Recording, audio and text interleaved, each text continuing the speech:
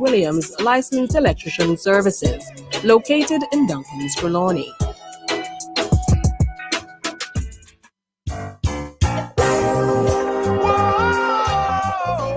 Cultural Mix, an exciting radio show identifying and showcasing cultural diversity across the world through music, interviews, and lively discussions. Join Bev Moon Child on Fit FM 96.7, Fridays 6 to 8 p.m. Cultural Mix, everything cultural. Tune in. Fit FM 96.7, your life, your music.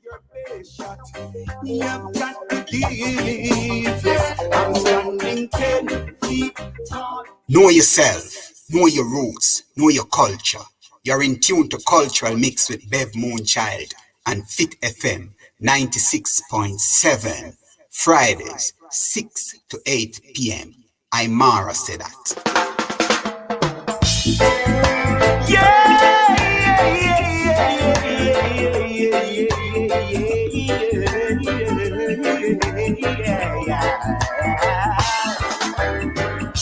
Last night I had a dream upon the four corners of the world, shone the light of love,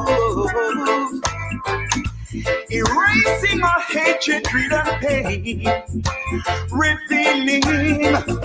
revealing to man what life's really worth. Yeah.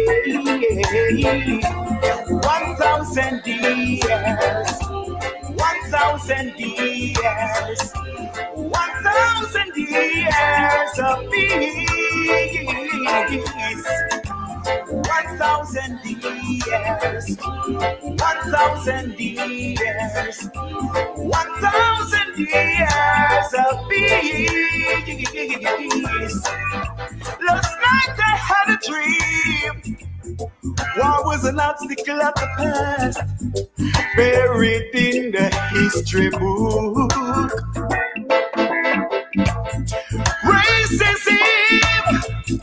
Racism was no more, extinguished by a ray of hope. Yeah. 1,000 years, 1,000 years, 1,000 years of peace. 1,000 years, 1,000 years, 1,000 years of peace.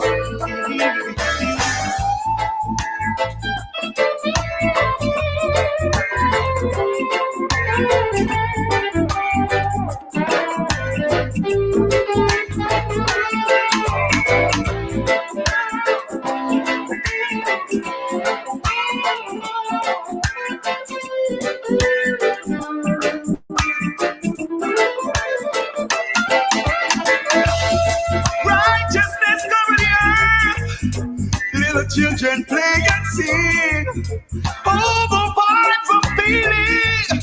Make me wanna jump and sing it. 1,000 years, 1,000 years, 1,000 years of peace.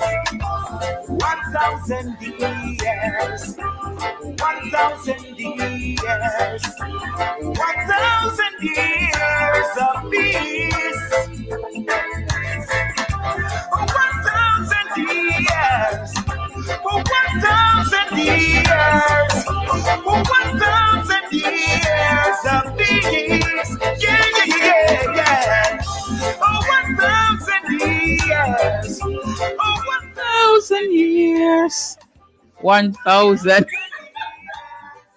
people, don't give up on me here. It's gonna come, and it's coming. Eventually it will simmer into a nice little kind of vibe. Yes, man, 1,000 years of peace. That is our theme song. And the more I try, the more I look like I can't get it. But I'm not giving up on myself, people. Please. Don't give up on me, right? Okay.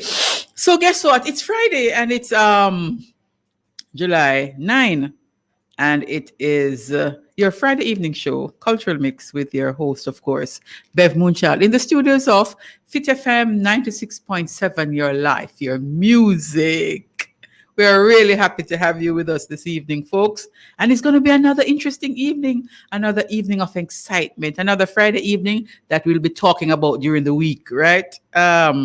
So we want all the people to check in. We would say in Aquaba, we're going to say welcome in our African style, Aquaba. So we're grateful to have you here with us. It's Friday. And of course, we want you to tune in, to check in. We want to say welcome to the folks on www.fitfmja.com. Always there with us. We really want to thank you for being here another Friday evening. We also want those who have checked in on the 96.7 band to know that we welcome you and we want you to stay with us until 8 o'clock, right? We are always grateful for everyone. The people who have joined us already on Facebook Live, we really want to welcome you. We want you to check in. And as you check in, just tell us where you're checking in from, okay? Because we really like to know. In the meantime, though, we want to call all the people from Refuge, call your friend, call your neighbor, tell them to come. Stuart Castle, check in. Duncan's check in. Duncan's Hill, check in. Clarkstown, Carey Park, Falmouth, wherever you are. Refuge, we want you to check in. And all the people who are always with us, we want you to continue to check in. We want the parishes also to check in. So wherever you are, we want the people in St. Anne, people in St. James, people in Hanover, people in Westmoreland, people in St. Elizabeth. We want you to check in. And more, St. Mary, St. Catherine, more and more. We're going to be calling out actually all the names of the parishes, Very soon, we're going to be calling out everybody to check in as you come on a Friday evening, right? So we are saying even if you can't check in on the 96.7 band, you can always listen on fitfmja.com live streaming 24/7. So you can't miss out or you won't miss out anything at all. Fit FM is on all social media platforms. So you can also check out Fit FM there on all of the social media. You can send us an email. You can send us a WhatsApp text, 876-482-4944, 876-317-1991. That's 876-482-4944 or 876-317-1971. That's the numbers you can... 1991. I'm sorry. You can check us out there. Send a WhatsApp message or a voice note, right? YouTube, we're not leaving out our YouTube friends who are there with us, and it's building and it's growing. So we want you to check out our YouTube, Facebook, Instagram for Fit FM. Cultural Mix and other programs, of course, are there. You can check me out on Bev Moon Child, Culture and Lifestyle, or on Facebook, Bev Moon Child Edwards. And of course, on Instagram, it's Bev Moon Child. All right. So Cultural Mix, if you are tuning in for the very first time, we do interviews, we play music, we talk to people, right? So in those interviews, we are really having a discussion. We're talking. We're not interviewing nobody. We just a talk and we're rapping. And of course, our discussions that we have are off the chain all the time, inspiring. People are always touching lives in a positive way. So that's what we do. We also talk about cultural practices and traditions. And of course, we interact with our listeners because Cultural Mix, of course, is an interactive program and we always want you to talk back to us. So whatever you're feeling, whatever you want to say to us, we welcome all of that feedback. So that's it. If you are joining for the first time, we welcome you also. And we ask that you share the program with your friends. Ask your friends to share with their friends. And their friends will share with their friends until we have a nice little following. So we thank you for that. We appreciate that, of course. Listen, Canute Lawrence, what an interview we had with you last week. What a discussion, Canute. Wow, it was amazing. The feedback is just amazing, Canute. People have been talking, people have been calling me, messaging me, and telling me about this discussion that we had last week, Canute. I really want to big you up for having that kind of, truth being told in this space, personal truth in some instances, and how you see things happen. And as you said last week, Canute, you're over 50, so you can speak the truth, not true, without anything at all, feeling any kind of way. We really want to say thanks to Canute. And guess what? Please go and get his book, Pathology of a Pandemic. It's available online. And of course, you will read lots of the poems that he have there. He has Pathology of a Pandemic. Go and get it. It's available online. So thanks again, Canute. And I can't wait. Looking forward for when you come to Jamaica, which is soon, I would imagine. Come and let us be a part of that launch. Cultural Mix would love to be there. So Canute, we want to big you up, man. You did an awesome job last week. And we're looking forward this evening to another inspiring program. Yeah. And our host, she's on, she's listening. And very soon you will see her diva face pop up, right? Her queen face pop up. So we can have our discussion later on. It's July 9, of course. And we want you to stay with us until 8 o'clock, roundabout there. It's your Friday evening program. And of course, I am your host, Bev Moon Child. Just want to hail up some people. I saw a particular person. Was it today? Was the birth date of that queen mother, of that matriarch? Was it today? Yes. Nurse Meikle? Yes. Yes. So we want to hail her up. We want to shout out to that awesome person she is. We want to shout out to her. And we know her day must have been awesome. Yes. And we want the evening to be just as awesome as you go into Friday evening. So hail up to special woman there. This program, of course, is sponsored by Bev Moon Child and Fit FM.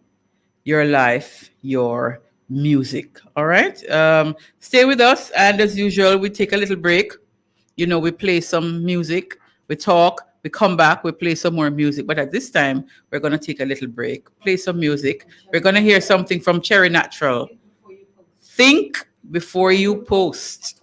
And then we come back. All right. With a friend or a family member, stay far from social media. When the adrenaline rush to your brain, just keep calm and remain sane.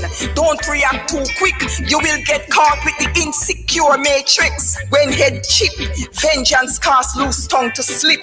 So before you spit, edit the script. Gossip is toxic. Gossip is toxic.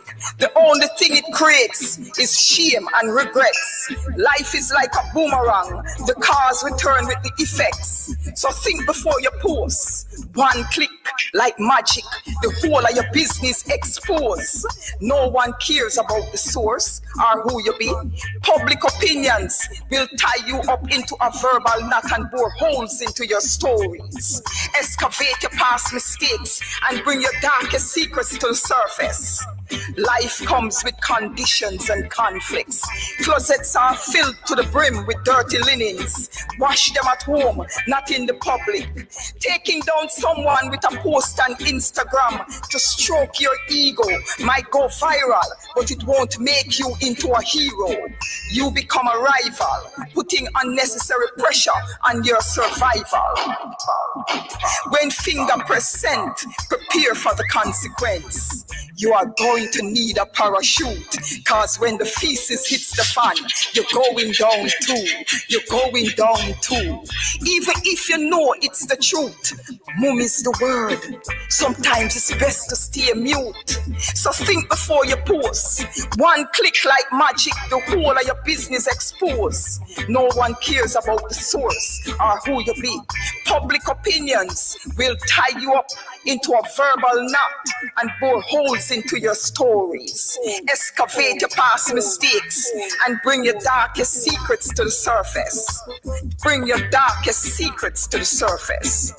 Using words as weapon to win your wars will only leave victims with internal scars. Nobody wins.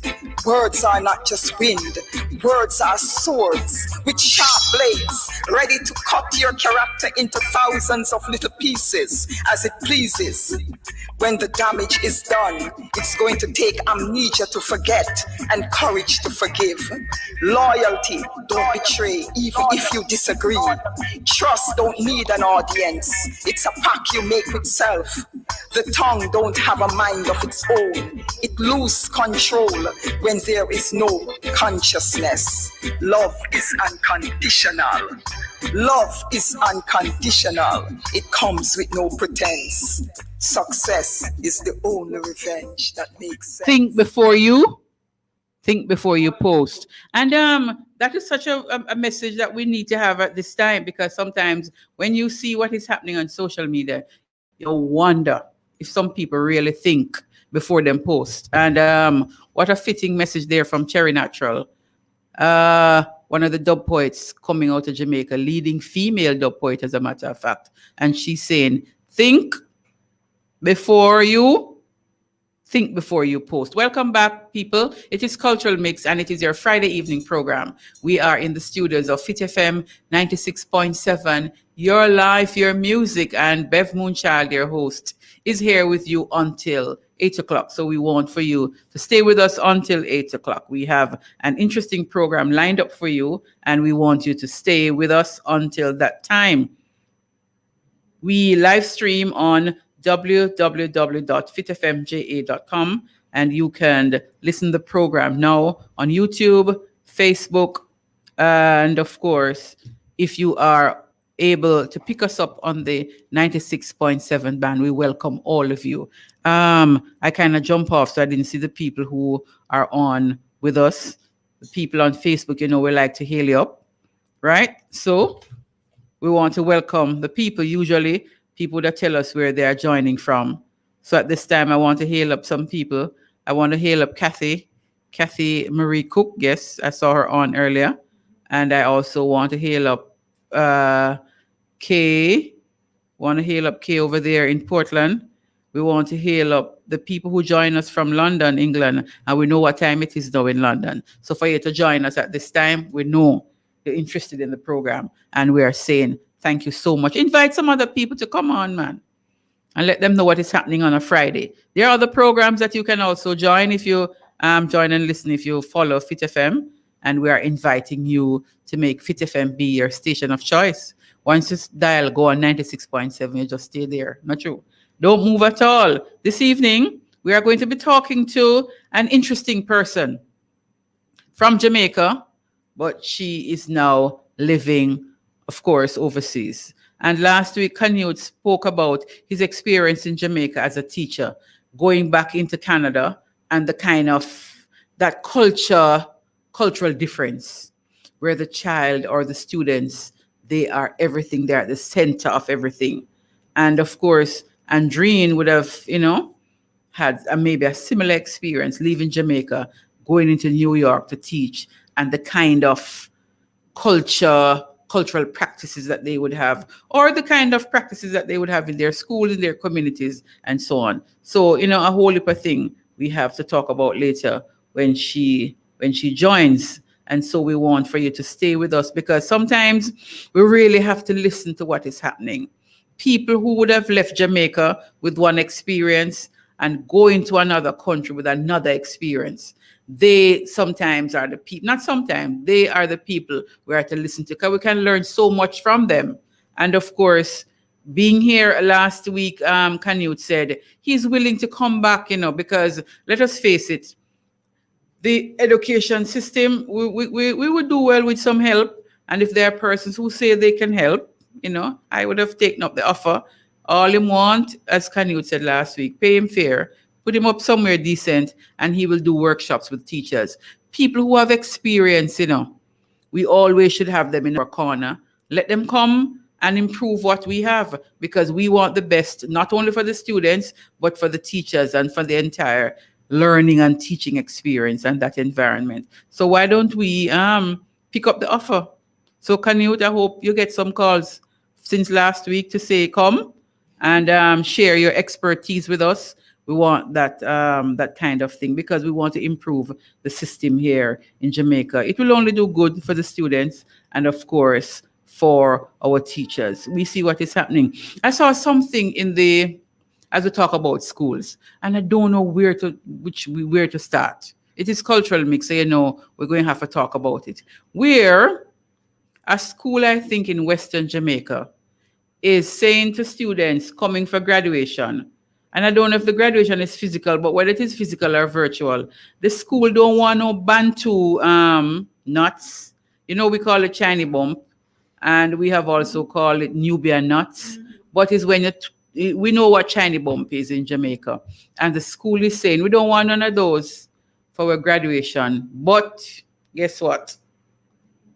Girls can have they can put in weave, but you don't have to be long. Them said don't make it be too long, but you can have in weave and you can have in extension. No, talk to me now, people. In all truth, are we going backwards or what? We're moving forward, or we just same place? What is happening? Because I don't know. I can't wrap my head around it all now. From me see the thing about the school in Western Jamaica, and I think we need to call out those administrators and call out those schools, because in a time as this in 2021, you have a school, you have administrators in Jamaica. I say we don't want them the kind of hairstyle for graduation. 2020, we don't want those kind of hairstyle for graduation. So what do you want? And no facial hair for the boys. So what do we do now? What? Talk to me, people. Are we moving forward? Are we building a nation? Are we building a hut? As Ernest Smith would ask in his song. What are we up to in 2021 in Jamaica? You go and tell students for graduation, no Bantu nuts. Some people call it Bantu nuts or Nubian nuts, Nubian or Chinese bump. We know it in Jamaica. None of that. But you can put in weave. Don't make it be too long though, and no facial hair for the boys. I don't know what is happening. The one that kind of blow me off. And if you have a view, I'd love to hear it, because I don't know what is happening at all. That one day kind of knocked me out. But this is Jamaica, what we expect. So I'm back on now. So let me see the people who are with us on Facebook. Pauline Williamson, thank you for being with us. She's saying good evening, everyone. Kehe, bless up yourself. Pauline is in Frankfield, Clarendon. Thank you, Pauline. Dr. Asher, she's always here. Blessings, Dr. Asher.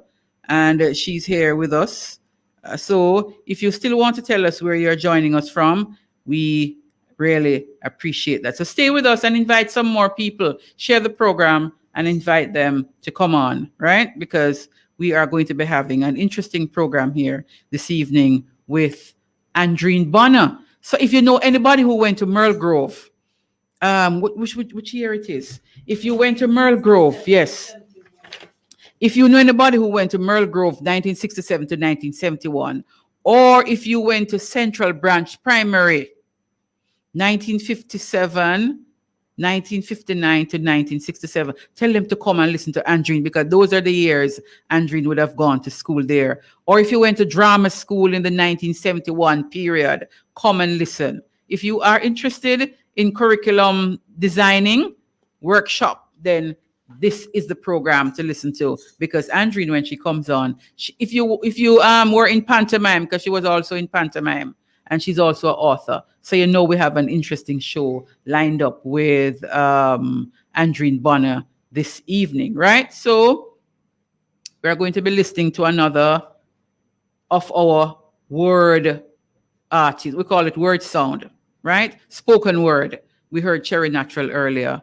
And at this time, we're going to be listening to something from Oko Onoro. So we soon come back here on Cultural Mix, Friday evening show. Yes, today, tomorrow. Oko Onoro. Solid as a rock. Yes. Today, tomorrow.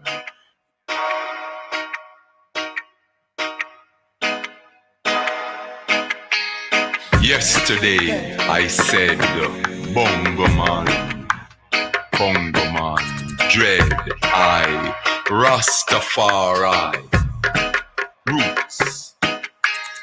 I talked about Garvey, Pan-Africanism, Socialism, Nkrumah, Ghana, Nyerere, Tanzania, Castro, Cuba, liberation, struggles.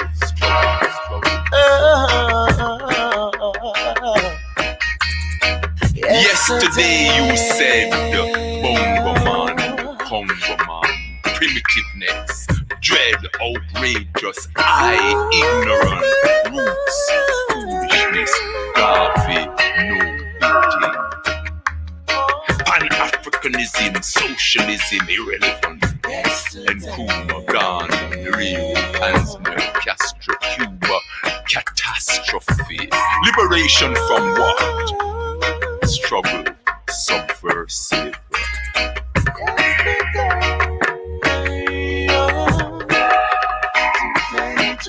Today, I say what I said yesterday.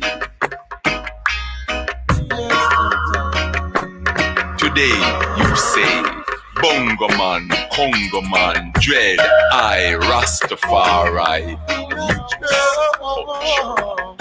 Garvey the greatest, Pan-Africanism, socialism, relevant. Nkrumah, Ghana, Nyerere, Tanzania, Castro, Cuba, phenomenal. Liberation from neocolonialism and capitalism, struggle for oneness. Tomorrow, I'll be saying what I said today. That's fine. Said yesterday. Tomorrow, will you say what you said today or what you said yesterday? Yesterday.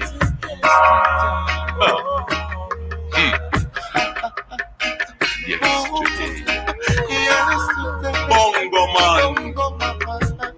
Bongo man. Tomorrow.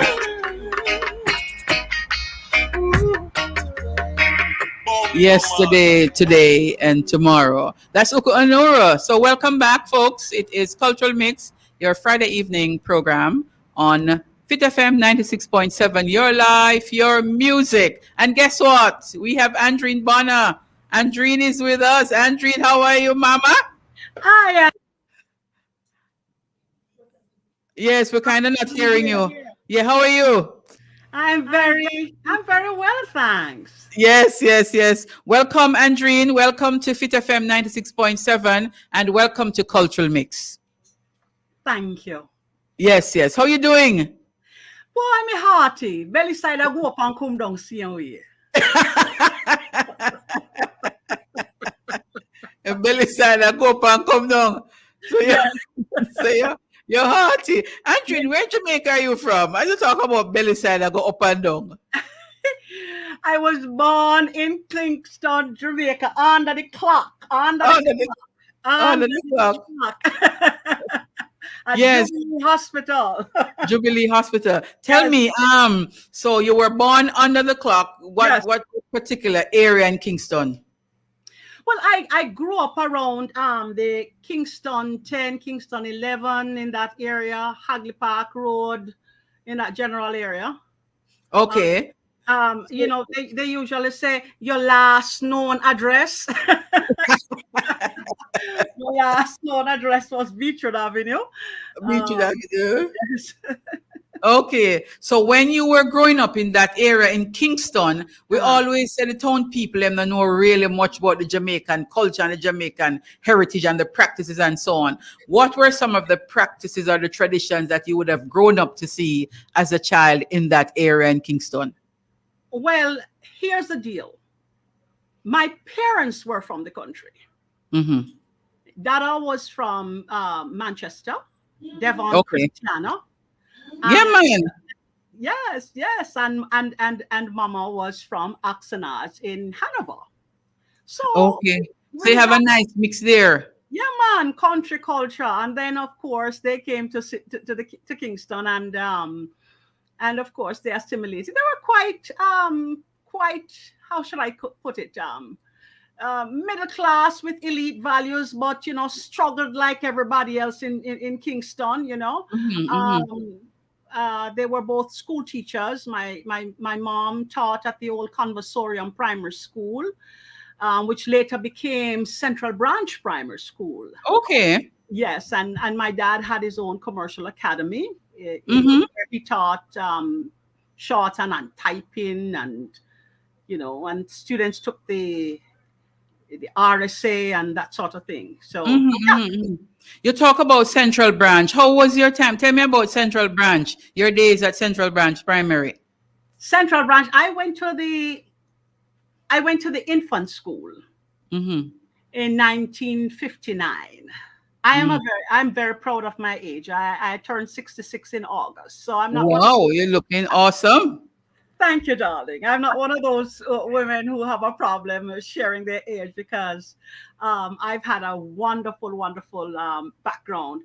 Mhm. My life experiences as well.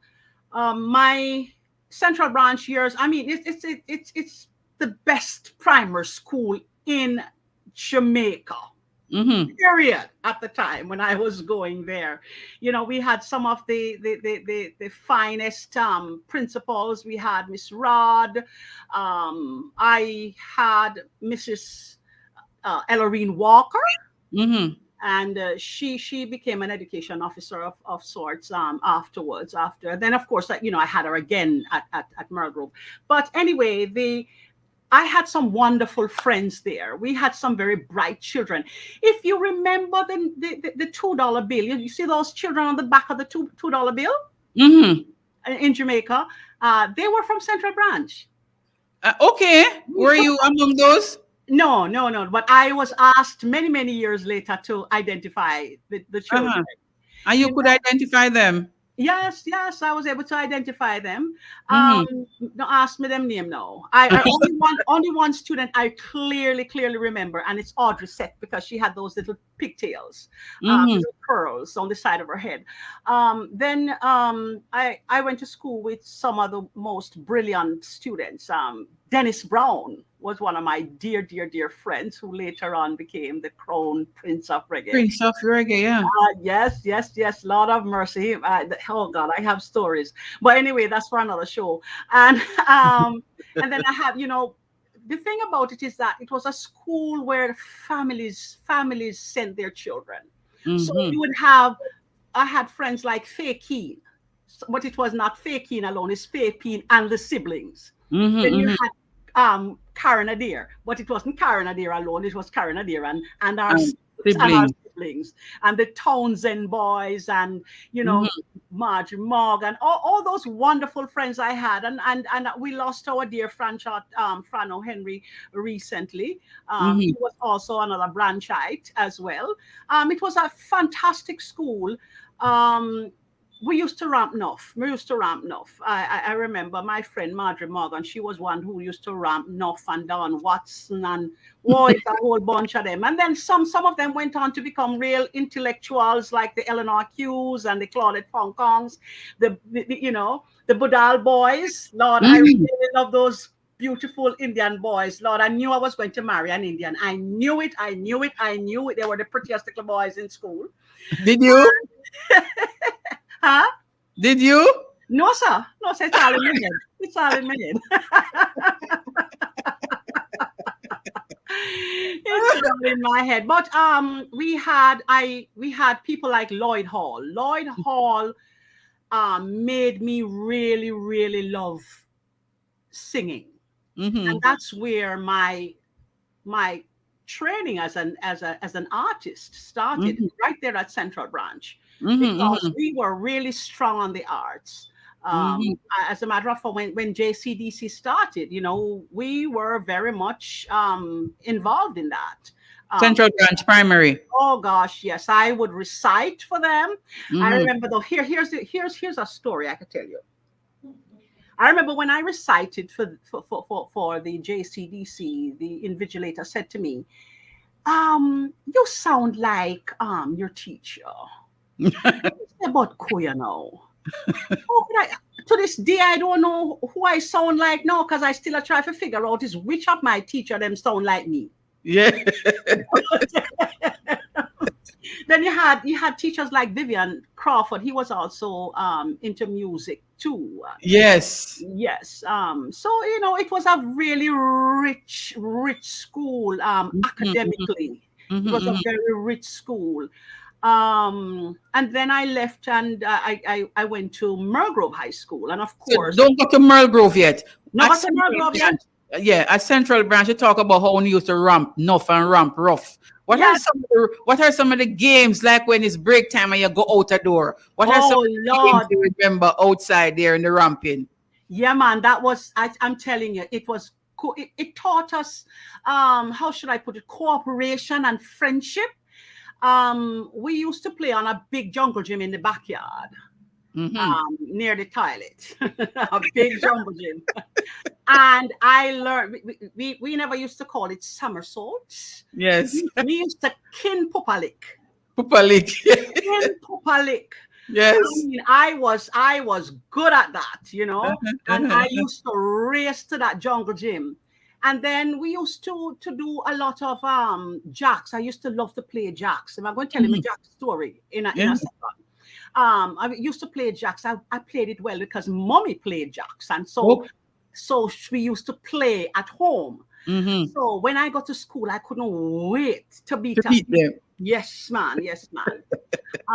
But I get a beating one day, but it was a real physical beating. A girl I won't call her name because it might not be so nice, but she probably grow that out now. But she kept kicking away. Every time I throw up the ball, she kick with the jacks. And Mm-hmm. every time I throw up the ball, Moon Child, she kick with the jacks. Mm-hmm. She named Carol. And me not tell you the last name though, but Carol punched me in my nose for my own a game, Oh no. And I'll never forget the pain I felt. I thought I must have passed out. Mm-mm. She punched me upwards because I was sitting down and she punched me upwards. Mm-hmm. Mm-mm. And I almost, but boy, my other little sister, you see, she never Just played with jump a in and girl. defend you. She never played with a girl, man. And the two of we get punished by Miss Edwards. I never forget. Miss Edwards put us in the back of the class to So stop. the two of you beat up Carl. Ah, The two of you joined together and beat up no, sir. Carl. Me no fight. Me can't fight. Me just stand up and ball. Me just stand up. I seriously, I was terribly bullied by some students who figured that all I used to do is ball. Mm-hmm. And because I was so high yellow back then, I don't know, I get like a coloring now. I get like a coloring. But hi, yellow. I used to be, yeah, man. I used to be cherry red when I start to ball, So the children picked on you, really. Yeah, they picked on me. They picked on me. I remember that very clearly. And that kind of continued into to adulthood. Actually, people picked on me, but then As an adult? as an adult, yes, I was terribly bullied. I was terribly bullied, especially in the workplace. That's where I met all of my bullies. How all did you deal with it? Because can you imagine now, after leaving primary school, Mhm. you would have gone through high school, and we don't touch Merle Grove yet. But I Yeah. really want to talk about this bullying and how it followed you as an adult and in adulthood. How did you deal with it? You go home and you complain to your parents, and As an adult? you mean as an adult? Uh-huh. As an adult, what I did was I would ball same way, I still ball, but but when I became a teacher, I turned my misery into a mission, and it was to help students and protect them from being bullied. A student could walk into my class at 8 o'clock in the morning, and I could see bully mark on their face, Mm-hmm. either as a bully or somebody who Is was being bullied. yes. My radars were up, and I was able to help my students, and that's how I helped to heal. because I was taking care of other people. But it was tough. It was tough because one of the things is that as an educator, I am a bit unorthodox in my style of teaching because I didn't leave my parents' home and go straight to some teacher's college. I lived first. I lived. And because I lived first, when I went into the classroom, I brought a lot of life experience with me. Experiences, yeah. Yes. Yeah. So let us go back now to after leaving Central Branch Primary and you went to Merle Grove High. Yes. Coming from Central Branch. How was that experience moving from primary school into high school? Well, first of all, I never did want to go to Merle Grove High School. I can tell you that. I took scholarship for St. Andrew or St. Hugh's because all my friends were going to like St. Andrew or St. Hugh's. St. Andrew. Oh, yes, St. Andrew. That didn't happen. But Arden was traditional in my family. It was a tradition in my family. My older siblings went to Arden. And so I figured, well, I didn't get into St. Andrew or St. Hugh. So I took the bus, me and mommy, and we went up to Arden. Yes. I think either Miss Oates nor Miss Gale, one of those two principals, said, "Oh, Mrs. Bonner, I'm so sorry to disappoint you, but we don't have any more room here. But there's a little school upon exactly what you said. There's a little school upon Constant Spring Road. Now I just come from big old Central Branch, and you're going to put me into a little school upon Constant Spring Road. It don't work. That don't work." But I'm telling you, I have no regrets. Merle Grove, I don't want to start crying now because that would look bad on the TV here, right? No, man. Talk my way to hear the real experiences. While at Merle Grove High School, my gifts and my talents were nurtured. I was a royal pain in the behind too. Okay. I hope I can speak like that on your show. But anyway. Go ahead, yes. I was a royal pain in the butt because one of the things is that I was in a very in a church that I felt suppressed. And then again, at home, my parents were very strict. I needed an outlet. I needed a place for my divine expression. And Merle Grove created that for me. And even all my little naughtiness, I needed to express there. I would run joke. I would run joke a lot. I used a lot of jokes to cover my own pain. Wow. Yes, I would make fun of everything.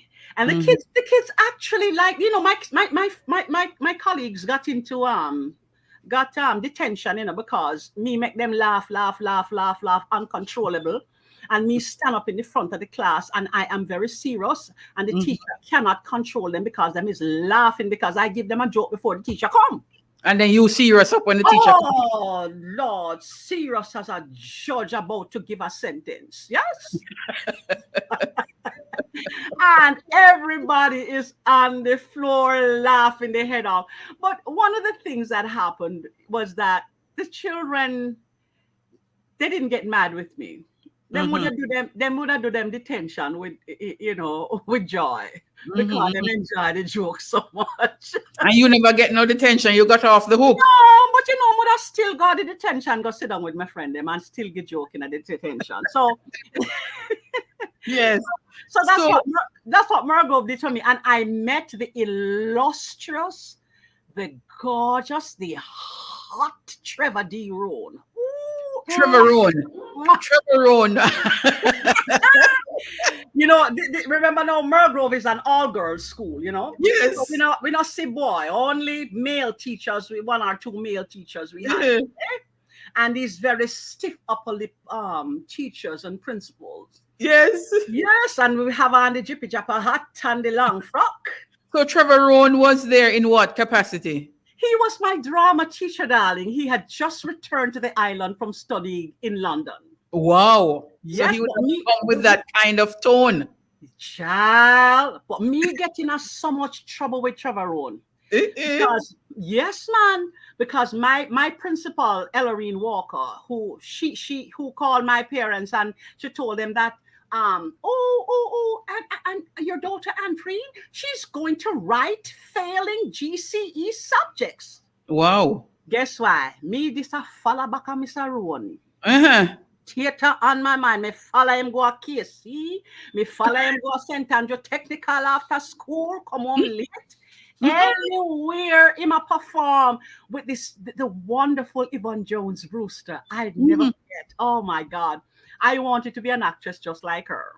And Mergrove allowed me to express myself. How important is that? Because I learned confidence. I learned confidence. I became I was very good at ceramics and the visual arts in particular, and of course the performing arts again. You know, I friendship was also very important to me. There, I learned about something I want to talk to you about. You mentioned coming from a home where your parents were very strict. Yes.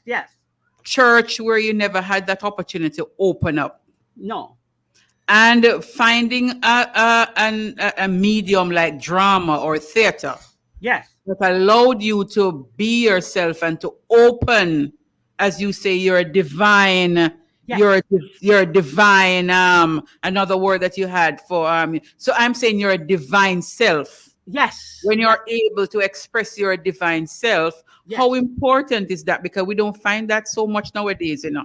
First of all, in those times, people used to turn their nose at the arts because you have to pass all of your 10 whatever subjects at that time. Oh yeah. So Well, how did you navigate though between doing your schoolwork and drama or theater? I don't know if I did navigate, you know. Fun and joke aside, I learned discipline. I learned to discipline myself.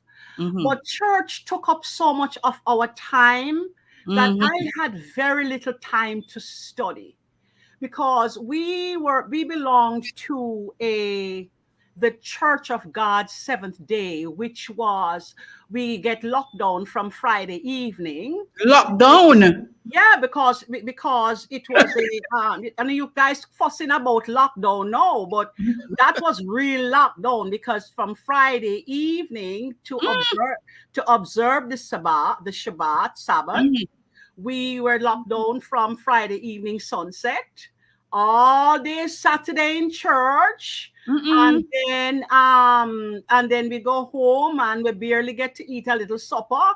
And Sunday we kind of fellowship with family a little bit, but we had to do a little bit of homework, and I did my homework very shoddy. And then I after that I would go back to church Sunday night service. Oh no. And then Monday night choir practice, and then Wednesday night something else is happening, divine service, and again Thursday night my mother have choir practice, and then Friday night we're locked down again. I was out churched. And so what kind of impact did that have on you? In a sad way, it really stymied my creativity. Although I was able to express it a little bit, people recognized that I had a little something.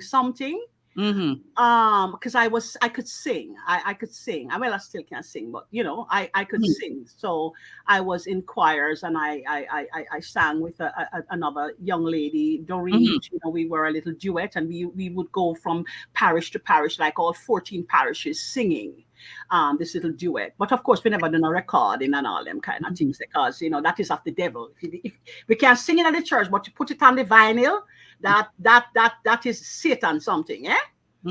So that is the kind of and I had to do everything to fight my way through that, you know, and that's what Mergrove did for me. Mergrove helped me through that process. One thing I also learned too in that church is discipline, as far as I can sit through a 3-hour lecture still. Still, I don't fidget. I can sit Because still. of what church taught you. Church taught me to sit and listen all day long to the adults, fire and brimstone and everything. Sit and listen to that.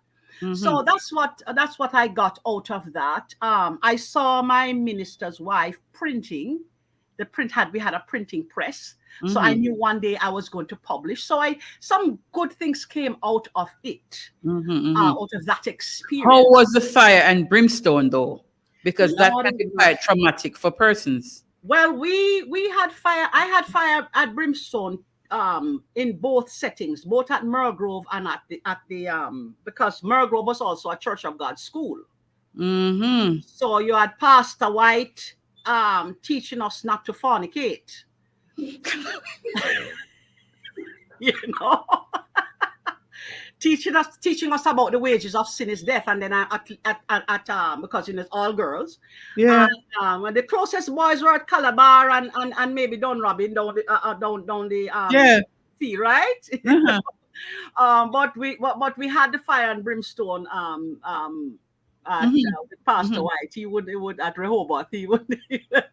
But seriously though, Andrine, you laugh at it now, but when we observe the fire and brimstone doctrine, it really did kind of put some people in a place where they never come back out of. Well, I was unceremoniously asked at age 17 to do what? To leave the church. I was given a letter from the pastor of my church to leave the church. Yes. I had a little cult following too, you know. And so I would have really affected the children there. So I was asked to leave the church. Them kick you out of the church. Yeah? They kick you out.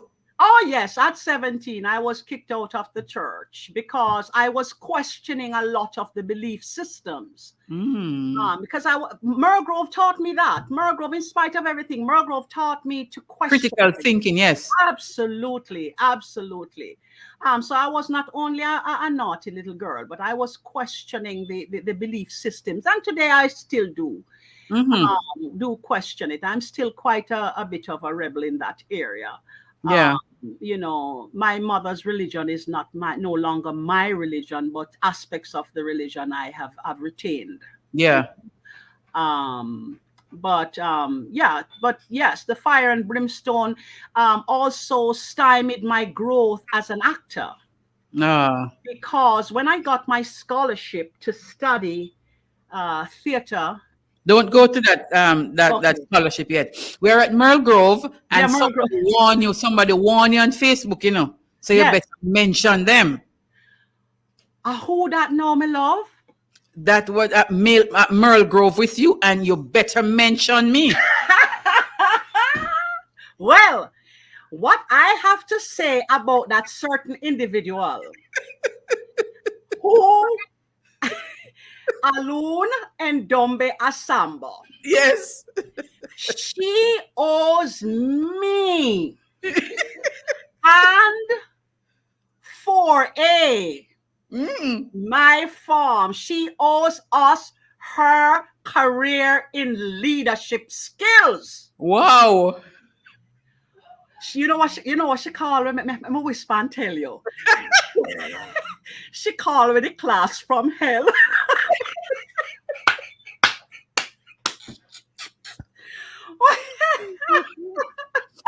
Where did that come from? No, man. Listen, we 4A. Oh my gosh, we had some of the brightest students in the school. You know, a lot of people kind of thought that for science, yes, you know, there was a stigma attached to the sciences, but we were the arts students. We would become those social scientists, the thinkers. So you had like the Carinadeers in the class, a brilliant student. And you had like an Angela Davis. No, like Carinadeer now. Them girls was wearing afro them times now. Wow. This is Black Power movement time, and a lot of some of our girls started wearing afro. So would I just catch the jippy jap up on the top, We just catch the car. We now wear no jippy japper. Them a catch the jippy jap up on the hat. And so those are some of the things that I would have had to deal with. And then you remember mini skirt. Yes. Well, our skirts were supposed to be below the knee somewhere there. So, but when mini skirt come in, honey, You take up the skirt, you take it up. we start roll up the waist and draw up the skirt.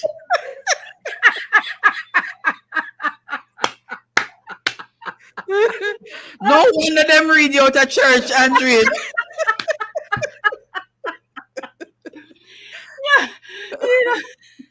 Have to laugh.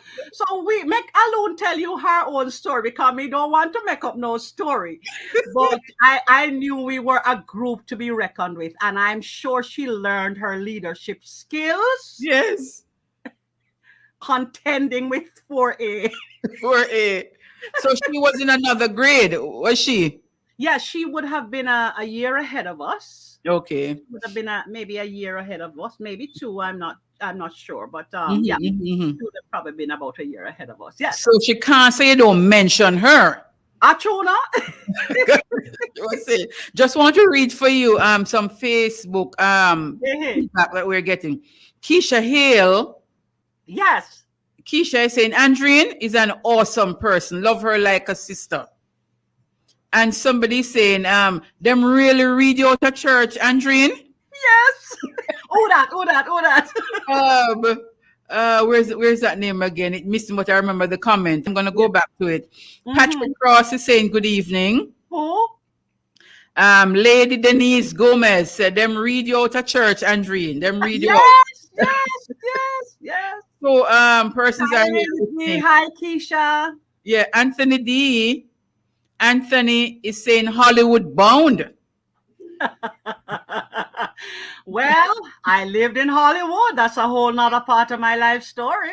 And I think Anthony also listened when you spoke about Central Branch Primary. Him said, sure, you're upper class picnic. Oh my gosh, Anthony D. Well, you know what is interesting about Central Branch? Yes, they had quite a lot of upper class people at that school. Mm-hmm. I was just an ordinary church girl. But remember, mommy was a teacher and daddy was also a teacher. Yes. So you never too ordinary in those times. Yes, well, I don't know if that make you upper class because I know living in Kingston, Coconut Island and them things, they was very expensive and saltfish and salt beef was very expensive. So it took a lot to send me and my siblings to school. Okay. It was quite expensive in Kingston. Okay, so we have persons on YouTube too. Yes. Who from somebody saying memory lane debacle.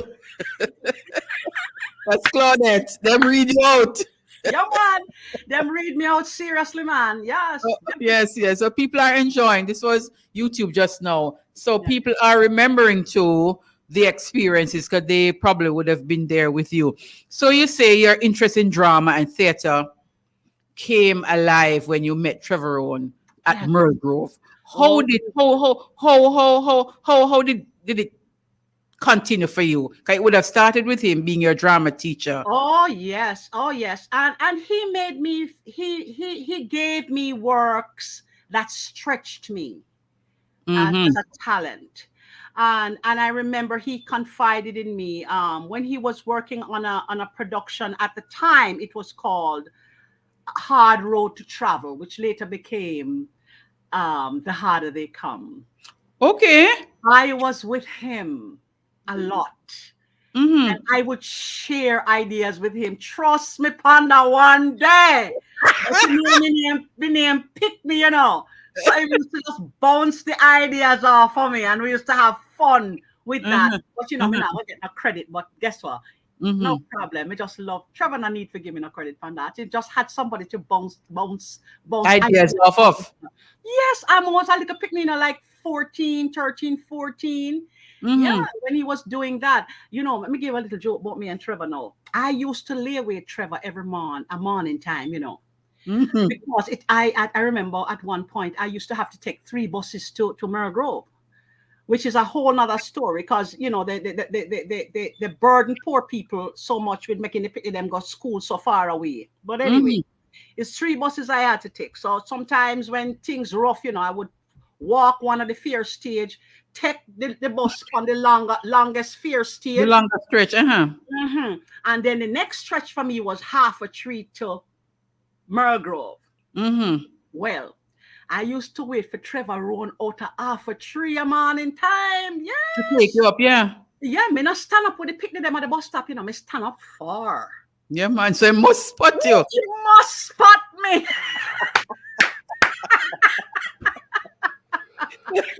And I saw we talk about the harder they come, hard road to travel. But he was a teacher and you were a student. Yes. So how did it go, People seeing the teacher and the student, being a girl yourself. How did that go? Did some people kind of read it differently? Or, or how was it? No, it was those were innocent times, I think. There were more innocent times. The only thing my parents were called into school to say that I'm spending too much time with theater. Because me that follow back at Trevor. I was fair and I was not going to pass my GCE if I did like that. But what the beautiful thing that came out of that is that no, Trevor wouldn't even look for me. Please give me a break. Me was one little long red mug picnic with blonde hair in what them times, I wasn't sexy. I didn't have sex appeal, Okay. Yes, no. And I didn't feel any of that from my teachers. My teachers were just too straight. Yeah. I didn't feel those things, no. But if it happened in the school, well, that's probably gossip somewhere else. Somebody might call me and tell me, say, you never did know, say so and so and so and so. After much more for this call tonight. But no. But it was there that I earned my scholarship through productions that Trevor had directed me in. And I earned a scholarship to the Jamaica School of Drama. What was your best production at Merle Grove with Trevor Rowan as your director, drama teacher? Rising Generation. Why was it? Because it was... of course, I always had the lead role, but that particular role, I was the queen mother, and I was a feminist, a feminist who wanted to get rid of men on the planet.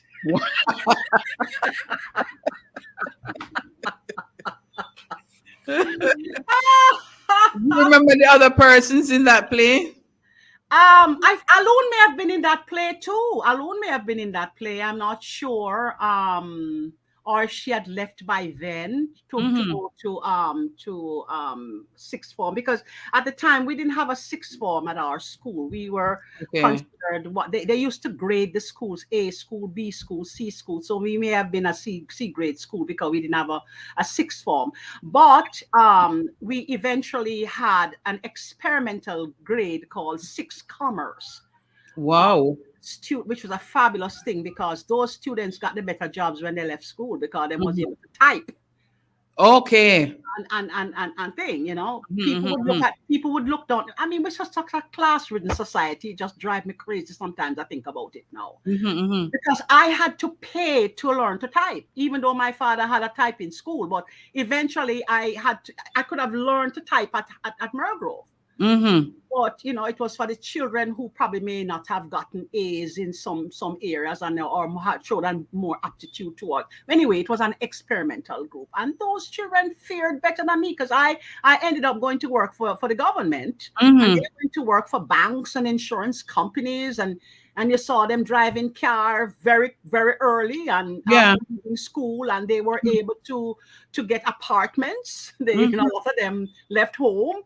and Okay. and they could go to the hairdresser. I was still plaiting up my hair and thing, but you know, we just such a class with the society. Sometimes we just don't make any sense. Mm-hmm. Um, I'm going to touch something that Keisha Hale is saying on Facebook.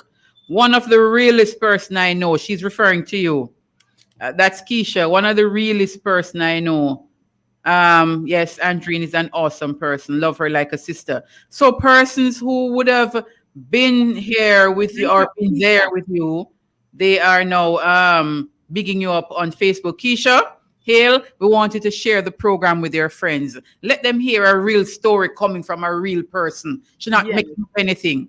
So we want the people who are on Facebook now, Keisha and her friends, Lady Denise, share the live, share it now with your friends so they can listen, because further on, she's going to be, Andrine, of course, going to be sharing with us some of the things even teachers, educators can do to improve the lives of their children. But right now, she's just telling us her journey, and it's yes. very inspiring. And Andrine, you're one storyteller, you know. I would sit and listen to you. I'm telling you, you remind me of Louise Bennett, and we're going to talk about that when we come back from the break. We're going to take a little break now. You want to pick something? You can do go ahead and do that. We soon come back.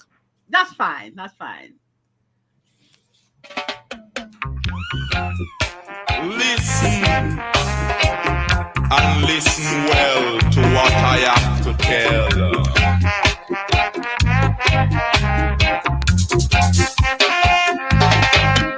I tell of reality.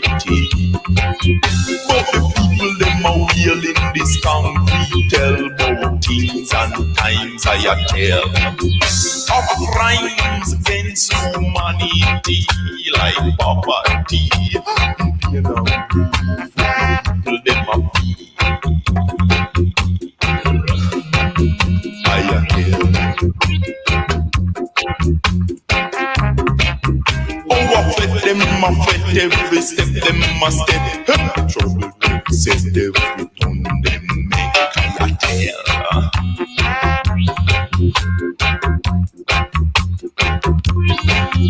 After terror in the night, the flight from fire and blood.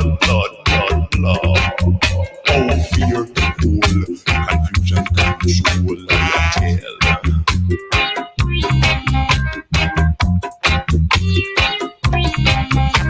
The line in a tell them talk about human rights. But all I sight is human rights, and that's no lie.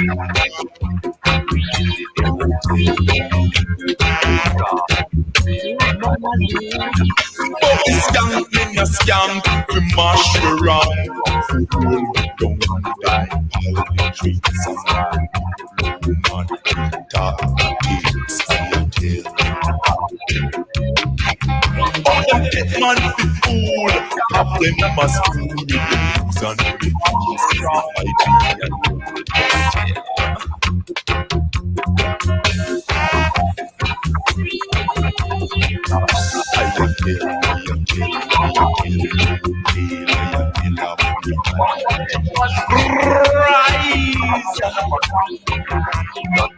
Stand, make a plan.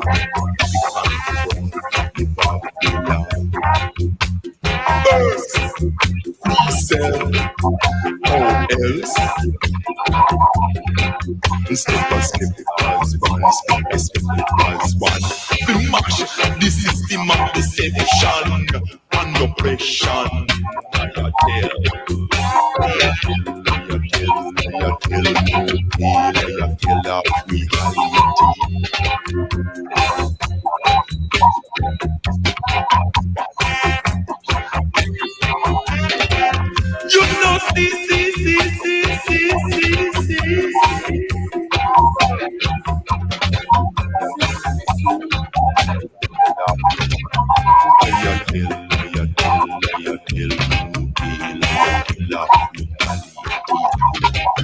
You know, see. You know, see.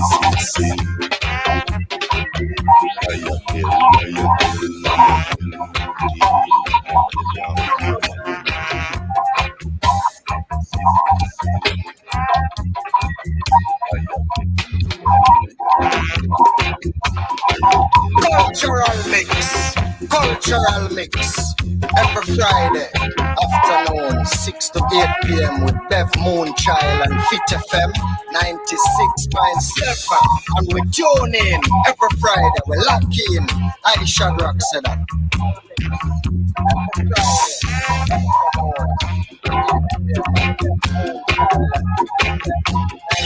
This is Fit FM 96.7. Duncan Stroloni.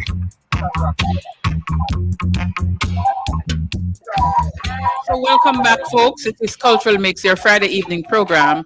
In the studios of Fit FM 96.7, your life, your music. I am Bev Moon Child, your host, and on the phone with us on our video stream, we have Facebook and YouTube. We have author Andreen Bonner, and such an interesting story, and she just lively. So I would like her spirit, I would like her flow, I would like her vibe. Welcome back, Andreen. Glad you could join us this evening. I am Bev Moon Child, your host, and on the phone. Andreen, you're listening to what? The phone? You're listening to Facebook? So we're not hearing you again. Back with us now. So come back with us, Andreen. Yes, me the air. So welcome back, my dear. So before we took the break just now, right? Mm-hmm. I wanted to find out from you now. So leaving Merle Grove with that, what you call it now, being introduced and more than introduction. Now you're growing to love theater. You're growing to love drama. What happened after you left Merle Grove? I took up in 1971, I took up the drama scholarship and I attended, actually, I got 2 scholarships. I just want to let you know, I also got a scholarship to the School of Arts on North Street. Mm-hmm. But I took up the drama scholarship. So I had a choice. So in 71, I took up the drama scholarship and I also attended the School of Dance, now co-opted under the Edna Manley College. Edna Manley College, yes. But then we were called the Cultural Training Center. Mm-hmm. And we met over at the Little Theater. Mm-hmm. At the time. We the drama students, we met over at the Little Theater. We were kind of like the ones straight out of high school. Okay. We had the Charmaine Hemmings, the Sidney Lauries, Mm-hmm. Oh, he is a fantastic actor too, but he left theater. And then, we had the older students were like Faye Ellington, that group. Okay. That group, they were more the intermediates. Mm-hmm. And of course, Louise Bennett and all. They used to meet upstairs, the Little Theater. We met inside the theater, maybe because we were little kids, Mm-hmm. They used to meet on the balcony. Mm-hmm. If I remember, there was a balcony and they used to meet up there. And I used to take dance classes with Cheryl Ryman over at the over by the shed. Is the shed still over there at Little Theater? Because it's a long time I haven't. Yes, man, the shed is still there. Yes, very much there. Okay, going on. Yes, the shed is still there. Still there. That's where I used to take my dance classes with Cheryl Ryman. Whoa. Yes. And what was nice about taking dance classes with her is that she's tall and elegant. Yeah. And it was just wonderful. She's a tall girl. Mm-hmm. While at drama school, I had the good fortune, Moon Child, to study with some of the finest theater practitioners. Of course, the illustrious Dennis Scott. Yeah. Oh. Woo! Mr. Uncle Time himself, and yes, man, he did like an Echo in the Bone. Remember those pieces? He, like Louise Bennett, he used the nation language, to tell our stories, and of course, Dr. Honor Ford Smith. Honor Ford Smith, yes, man. She's me. I have to tell you this a story. I know this a story. A story. I consider my experience with Honor Ford Smith one of my biggest lessons. Mm-hmm. Moonchild, I remember she gave me a C on one of my assignments.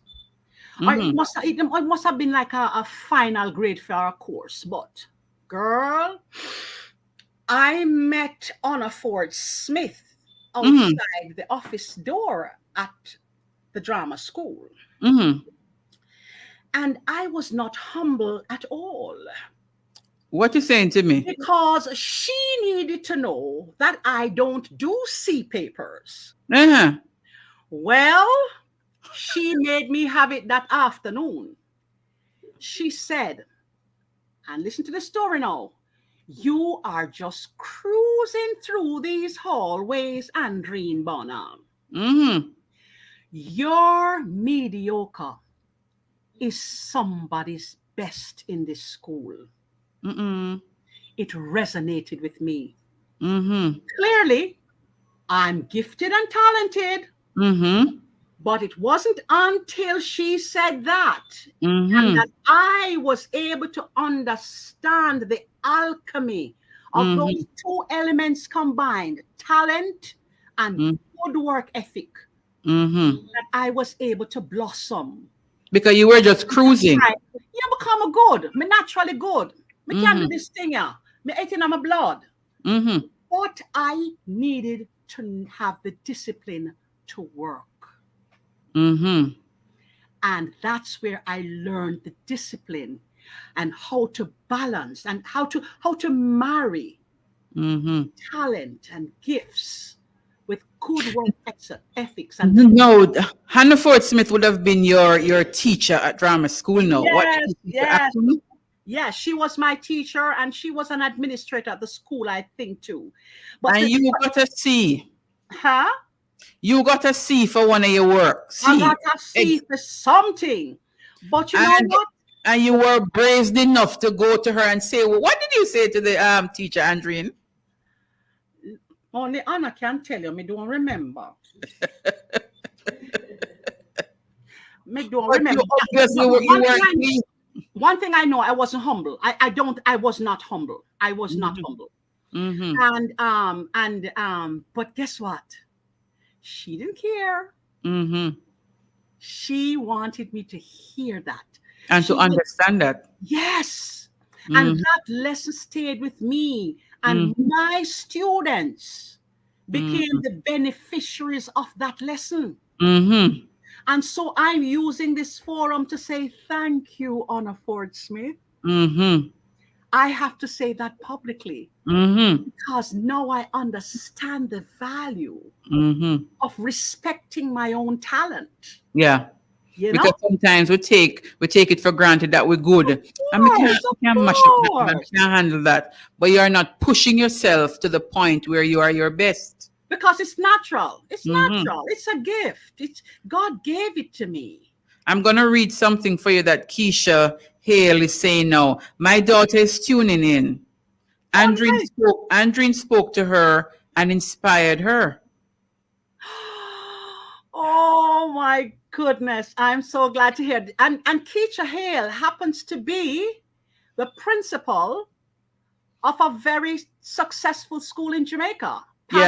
Padmore Primary School. Yes, doing an excellent job there. Isn't she doing an excellent job? Yes. Somebody with the kind of character like you two, who is very hands-on, want things to be done and get things done. Absolutely. So, and guess what? Keisha. She have where work to fear up in a foreign year. But must. You understand me? But that is for another show. Because she knows what you're able to do. So she's saying, work with me down here. So she has a tablet drive, and she also goes around and feeds some of those students who are really not able to have a full meal. And with school being locked down now, what them eat, and they depend on that food, that lunch at school, and that is out now with COVID and so on. So I know she's putting in the work because I'm seeing her, and I'm glad you are also helping her with that. Yes, we have a little army up here helping her. We have we really appreciate it. Right now, I am reading scholarship essays that students are writing, because she came up with this fantastic idea to get scholarships for students in Jamaica. and so she had the children write these essays. Mm-hmm. So in between the 50 million things that I am doing, I'm reading those wonderful essays that the So children good. are writing to get these scholarships. So I am just hoping and praying that we will get the money now to follow it, because the pity them write them heart out. So So they need to get the sponsorship. It will come. It will come. It will come. It will come. We yes. just played Uku Onuro earlier when we Oh, took a I break. was just about to talk about Oku. Okay. Because I wanted to share with you now that drama school was an explosion of culture. Mm-hmm. Because I know you're a culture lady. Yes. Culture and identity through our language. Mm-hmm. You know, Talk to me. Talk to me. and the arts. It was a very transformative environment, because we had a young Orlando Wong. He walked into that school blazing the trail with lyrics in the amphitheater. And he would transform into the extraordinary, revolutionary dub poet, Oku Onuro. Then we had Alan Hope, who became a Muta Baruka. Yeah. You hear, you're catching the pattern? Yeah. We had like a Albert Pitter, who became a Mata Umbe. Then we have a Clive Anderson, who would take his own name from a character in a play that we did, an African play, and we call himself Uzo. Uzo Anderson, yes. You see what we're talking about? So there was something in the power of naming. Yeah. We had a strong African aesthetic. We were studying like Alechi Amadi, Iziburu, Wolo Soyinka's Death and the King's Horseman. And there was Hyacinth Brown. I don't know if you know of her, but she directed those African works. And we studied Ethel Fugard's Master Harold and the Boys. So we were learning about Africa. And we were pulling our identity through those works, our African identity. And that would have caused a certain kind of groundedness or grounding for the students. Yeah, talk to me, and the people who are listening about that importance of being grounded as people.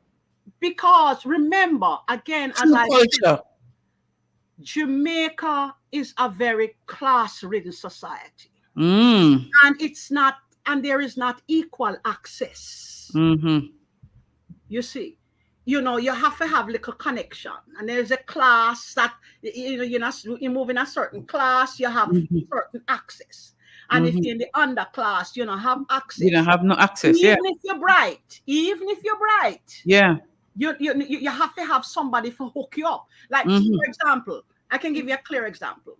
My mother worked for the government.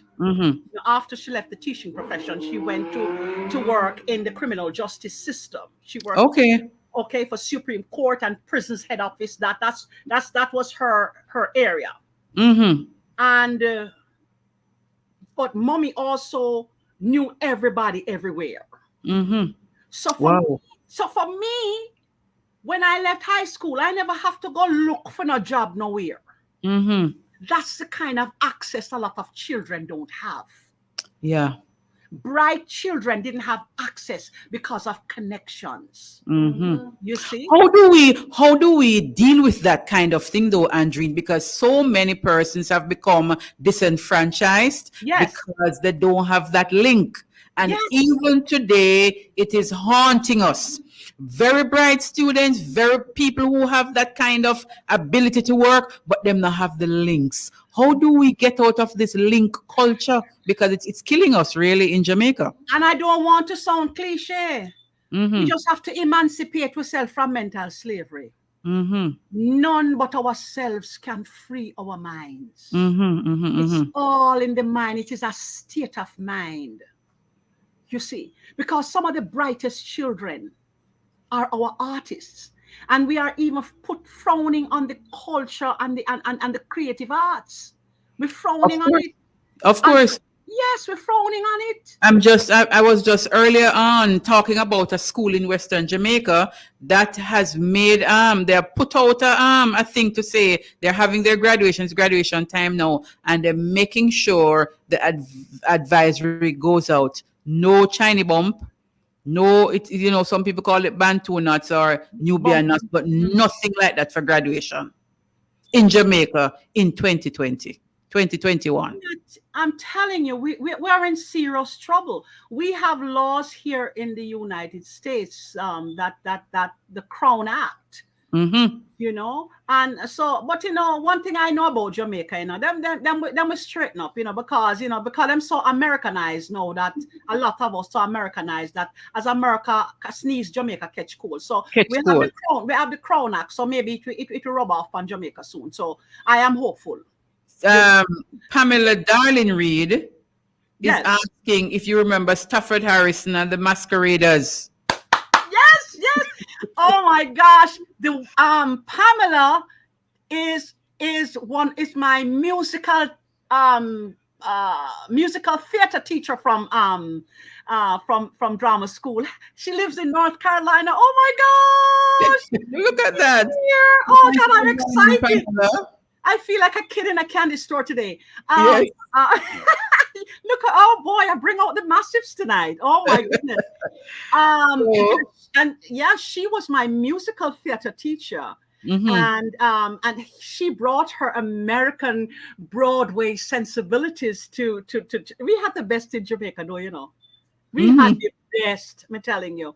Yes, I do remember Masqueraders, and she did Masqueraders too. Stafford Hashani Harrison, he was one of the other gentlemen that I worked with in the theater. One of my most memorable shows that I did was with Stafford Harrison. It's called Anansi and Unsung Heroes.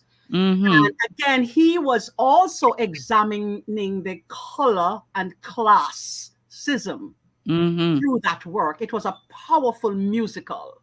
Broadway not have nothing pound with me, I tell you. We have the best. Absolutely nothing. Yes. How do we use drama as a teaching and learning tool? I don't know how anybody could not use it at all. How teachers, here's the thing. I use drama as a teacher to help reluctant readers to access literature. How I use drama. I use drama to cure the fatigue that students might feel. Talk to me. Oh yes, I work with teenagers in high school. Okay? No, or prior to. I used to. So between say grade 9 and grade 12. Up to grade 12, they're around 18 years old, and 9 and 5, 14 to 18. All right. So we're talking in America, right? Pardon? In America. In America, yes. Okay. And so in New York in particular. And those children have issues. They have real issues. Some of the issues are also quite adult in nature. But there's fatigue and stress. And my theater education helped me to quell their anxieties. I would jump up on the desk, Yes, ma'am. Oh, yes. You mean as a teacher, you jump up on your desk? Oh, yes, man. I would jump up on the desk because the chair them couldn't hold me. So I'm going to have to go up on the desk. And I would belt out memories from cats. Oh, yes. And I would sing for my students. And it would I'm sure those teenagers would have just sit down now in awe now and listen to anything you're belting out at them. Absolutely. And then here's the thing. When we got in the latter half of my teaching career there, in public school, we got something called the smart board. And through the smart board, we could have played music. Oh, okay. And of course, I taught a lot of Caribbean and African students. I have the United Nations in front of me anyway on any given day. And one of the things I want when I got the smart board, my students would say, "All right, Miss Bonner, here's the deal," and I would cut deals with them. Kind of like what kind of deals? Some of the deals would I get to play my music and then them get to play for them one. Okay. So I'm going to teach. Say I'm going to teach Master Harold and the Boys in that takes place in South Africa. I know the South African national anthem. So when you're walking into my class, the Nkosi Sikeleli is blasting, because it has to set the tone. Yes, Africa. Oh yes, it's about pulling the ancestors into my classroom and getting the spirit into the spirit of the culture that my students are going to study. Yeah. So I'm playing the Nkosi Sikeleli and I'm singing it too while they're walking in. Some of the deals I would cut with them is that, all right, fine, we're going to do our exam this morning, but they get to play what they want to play on SoundCloud. Okay. So they might say, all right, Miss Bonner, you have to go play a Busy Signal for me this morning. Really? Oh, yes. And I blast Busy Signal for 5 minutes. Blast Busy Signal for 5 minutes. That's what the class sound like. And ironically, my teachers, my neighboring teachers, they never fussed. They would probably come and just peep in and just watch, because they can't believe, how the children are just working through Busy Signal. And of course, Andrine, that kind of classroom management that you have, and that experience that you have, and pulling on drama now as a teaching tool would really get the best out of your students. Absolutely. I met some of the finest writers. In fact, as you talk about drama, let me share this book with you. Can you see it? Yes. Okay. This book, Lord, the thing you fancy, this is something you fancy. All right. I mean, I know right there. It's showing? Yeah, yes. Well, this book in particular, Room 180, it's The Forgotten Students of Outerbrook High, was developed in the classroom. That's one of the books you've written. All of my books, them come out of my teaching. So this book, I wrote it for my students. Wow. I wrote this book for my students. I wrote it to teach them, or to show them that there's the school system, the black education. We had a crisis in black education, and I wanted to show that to them. I wrote that book for them, but we'll get into the books afterwards. Okay. So when I listen to you, I can just imagine in that classroom now with this kind of energy as a teacher. Yeah. I want for you very quickly, just talk to some of the teachers that are in Jamaica, who are in Jamaica now, and sometimes feeling so distressed because of the environment and because of other issues that would surround the teaching and learning process. Just talk to them briefly, on how to assist them in getting out of this kind of thing in the classroom. Okay, I would like to say to my teachers today that children are children, period. They are the same everywhere. So whether there are white children in the suburbs, they have issues too. Because them have a lot of money, so them have a lot of drugs, them have a lot of divorced parents, and they have all kinds of issues. Let's get into the children who would migrate from Jamaica and the Caribbean region, and they would come to Brooklyn or to anywhere in New York, Mount Vernon, where I taught for some time, and they brought their challenges with them. You see, so children are children, the same everywhere.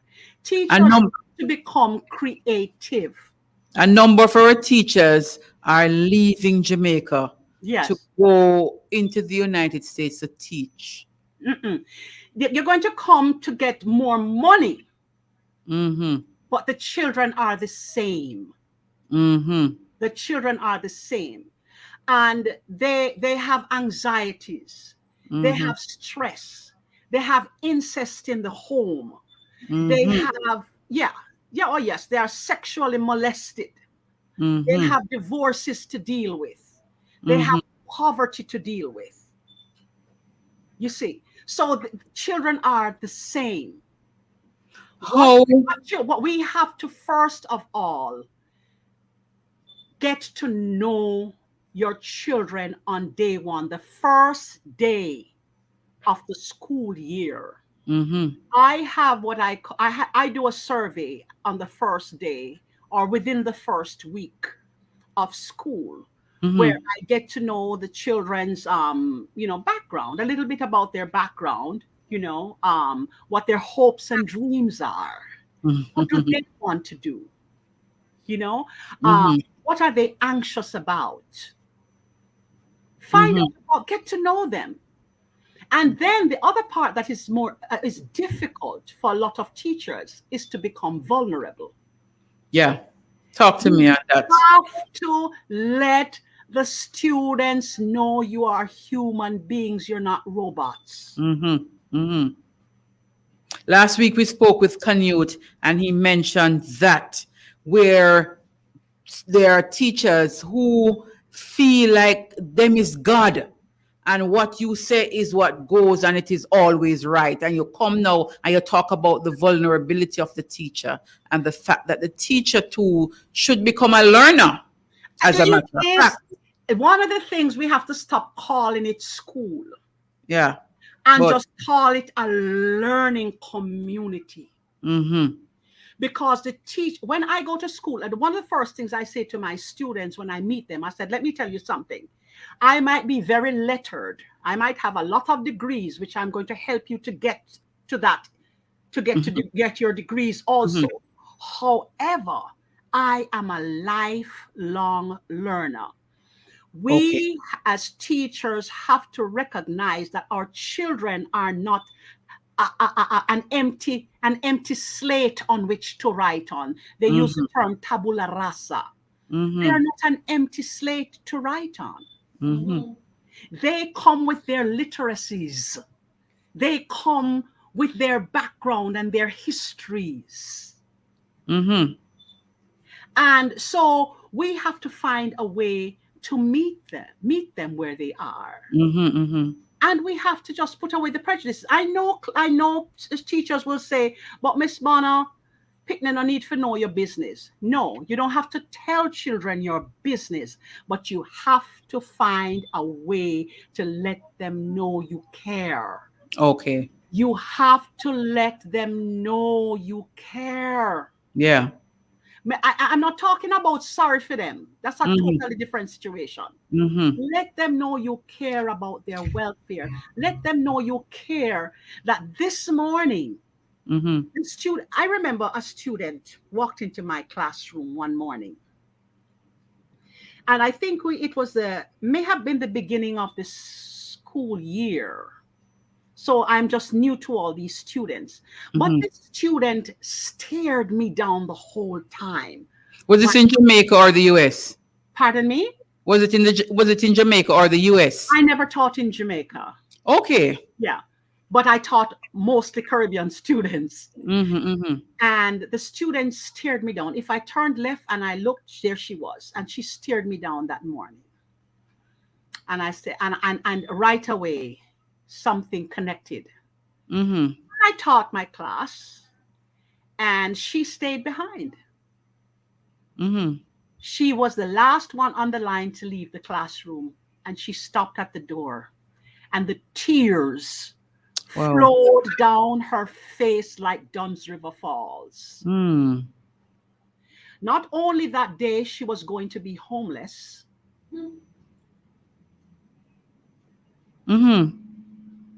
You understand what me I say? Yeah. And that me I talk about. Yeah. You have to be able to recognize that something are going on. Yes. They're trying to teach that now, social emotional learning. Well, we didn't about touch that because me did do that long time before it became a thing. Yeah. You understand? I was able to connect with that child. So before the day was done, I called my sister who worked for social services, Mm-hmm. and we were able to get them enough money to find a place to live in Wow. a day before the Wow. day was done. Wow. So as a teacher, you have to be able to connect, Connect. emotional But the intelligence. only reason I was able to make those kinds of connections in the classroom was because I never said that I go to Mergrove High School and did not have lunch money. Yeah, you are able to understand. You can And empathize. Trevor Rowan, let me tell you now, Trevor Rowan's sister-in-law Mm-hmm. was the head of the canteen. He So ran the you did good. canteen. And she did love me like cook food. Mm-hmm. And when she don't see me come to school, one time I tell her, I said, well, the reason I didn't come to school is because there was not enough bus fare to go around and lunch money to go around. Wow. To send all of the picnic them to school. So I decided I was going to stay home today so the others could go to school. Mm-hmm. That happened in Kingston. And Yeah. Mrs. Rowan said, don't you ever Stay come home. from school again because you don't have lunch money. Mm-hmm. So I would just walk into the cafeteria And get your lunch. and pick up my lunch, Mm-hmm. walk to Mrs. Rowan. She would just look at me, or sometimes she don't even bother to look. And I just walk out of there with my food. Mm-hmm. And nobody don't know, so me don't have no lunch money. That kind of understanding where you don't have to bring down the child to nothing. You have to be able to connect with the children. Humanity, man, your humanity. Yeah. Being with humanity. As you talk about that, Andreen, when we were talking earlier this week, you mentioned when you were getting the scholarship to go, was it a scholarship that you went off on? Yeah. Yes, there was one between USA and London. And there was an interesting thing you were telling me that you never have the whole heap of money to leave Jamaica. Oh, yes. No, that was a heartbreaking story. Talk to us about that, because I want people to hear that story. In 1979, on recommendation from the British Council, Mm-hmm. you know, the representatives saw me perform and they've been watching my career in Jamaica. It was recommended to the London Academy of Music and Dramatic Arts and in England and the British American Acting Academy in New York that they see me, they audition me and hopefully accept me into their institution. I was accepted by both institutions. I couldn't afford the school fees for the London Academy of Music and Dramatic Arts. It was the heights of the Michael Manley era, and we couldn't take more than $52 out of the country. Wow. But I remember when I went to the Ministry of Education to get clearance so I could pay for LAMDA, the London Academy of Music and Dramatic Arts, and the British American Academy. The woman told me, I'm so sorry. If you were going to study something like engineering that the country could benefit from on your return, we could grant you that waiver. Moon Child, can you imagine the disappointment? Yeah. My heart was broken. I bust out a ball. But when I realized that arts and culture was not going to be an asset to Jamaica. Benefit, yes. And what year was that? 1979. Bob Marley did a kick up them time there. But I have some people to thank Moonchild. I have to thank Mrs. Mabel Ten of Grace Kennedy, who sponsored my airfare to do the auditions. Okay. For both institutions. And I have to thank Larry Shadid of the Little Theatre Movement. He was my knight in shining armor. He Wow. made sure that I got to the States for those 2 auditions. And how were they? How was the audition? Me get into the 2 school them. Me get into the 2 schools. Mm-hmm. Got into the one in London and the one in New York. But you chose New York. I chose New York because the fee was a little bigger up there, and even New York, I couldn't even afford New York. That is a whole nother. I think that is going to be in the memoirs. That is a whole nother story. So I had to. I did the course, the summer course, and with the help of friends, I stayed with the Dentons. I have to pick up the Dentons here because the Dentons were my knights in shining armor. I am sure a lot of persons know Maureen Denton. She is an attorney there in Jamaica, and her sister, who became famous, Pepper Denton, from the Salt and Pepper singing group duo. Yeah. I stayed with they welcomed me in 1979 to their home, and Wow. they took care of me. Wow. You know, So their yes. mom, Miss Enid, took care of me. Mm-hmm. And so I could go to the academy. Mm-hmm. And my friend Cliffy helped to pay the school fee too and buy me the leotards and tarts. Mm-hmm. I have to big up people because it And takes a village. no wonder you are Yes, helping people like Keisha I have to. to make life better for students who don't have it. I have to. I have to. Because you would have been in that situation before and understand that you have the ability, but certain things you don't have. I don't have. And that's how I became even more creative. Mm-hmm. So while in New York, I joined the Caribbean Theater of the Performing Arts, which was formerly the Barbados Theater Workshop. Okay. It was a trailblazing group of thespians under the distinguished artistic direction of Barbadian playwright Paul Webster. Mm-hmm. I did a fantastic musical with him called Sea Rock Children is Strong Children. And it was a story of Caribbean culture. So I'm always keeping the culture alive. Mm-hmm. It was important to us, even to us, to give us a sense of stability living in a foreign country. Listen, Keisha Hale is saying, can't wait for you to do the workshop with my teachers. Oh, yes. Oh, yes. I definitely will. And I have the books. I'm just looking for sponsorship to buy the books then for her teachers and her parents. But Yes, that's yes. another story. That's another story. Andrine, you remind me of Miss Lou. I do. Yes. Lord of mercy. I did love her I still love her. In fact, if I can share this with you and your audience. Yes, go ahead. I interviewed Miss Lou from 1997 to up until her death. After a while, it was no longer an interview. It was more like conversations and phone calls, we're making to each other. And I interviewed her, and I've recently written a book, a collection of poems based on her life. Okay. One of the things you guys know her poetry. Yes. But she gave me the opportunity to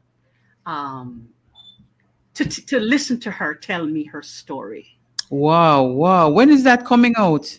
I am hoping, I'm trying to see if I can get it out for her birthday.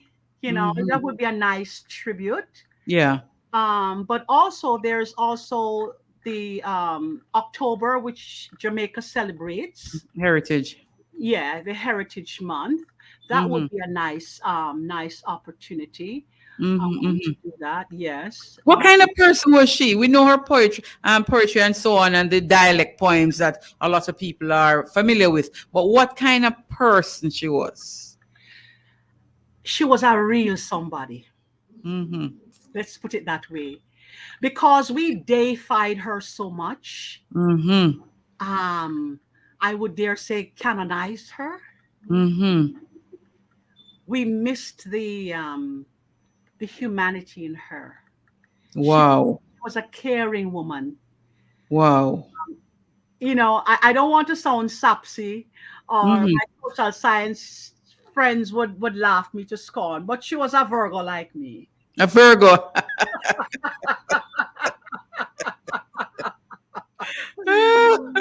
And I have so many I don't want to call them coincidences, but so many things that happened in her life, like my story, getting the British American to get me to Lambda, and Mm-hmm. she got the same thing too. Same, But yes. she was able to do it. She was able to afford to go at the time, because that was much earlier than the Michael Manley era. Mm-hmm. Mm-hmm. And she was able to do Lambda, or rather one of the two. And but she's a real person. Mm-hmm. Mm-hmm. She has had fears. She had Wow. dreams. Yes. Vulnerabilities just like anybody else. Yes. Mm-hmm. She lost her father, like a lot of my students, Wow. and she lost her father like me. So we connected on Mm-hmm. that. She That lost level. him very young. I lost my daddy when I was doing GC. Me no know how me passed GC, because that's a whole nother story. Wow. Wow. Wow. Because I was sitting down for half an hour every exam, bawling, before me start write the GCE paper.